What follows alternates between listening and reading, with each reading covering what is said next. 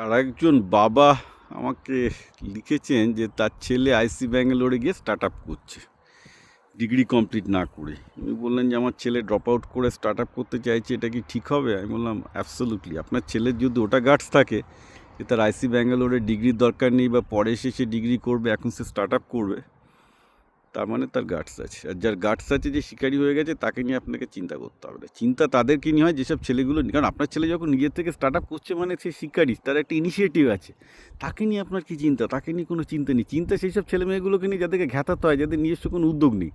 যে ছেলেটা নিজে নিজে স্টার্ট আপ খুলে নিজে নিজে সার্ভাইভ করার চেষ্টা করছে, সে তার স্টার্ট আপ 10টা স্টার্ট আপ ফেল হলেও সে দাঁড়াবে। আর যে ছেলেটার কোনো ইনিশিয়েটিভ নেই, আপনি তার পেছনে 2 কোটি টাকা খরচ করে তাকে 10টা ডিগ্রি দিলেও সে জীবনে ব্যর্থ হবে। ইজ দ্য গিভেন ফ্যাক্ট, কিছু করার নেই, এটাই ফ্যাক্ট অফ লাইফ।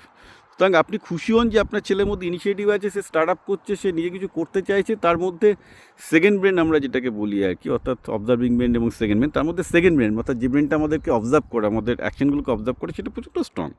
অনেক বেশি সেলফ মোটিভেশন তার মধ্যে আছে। He should be very happy father.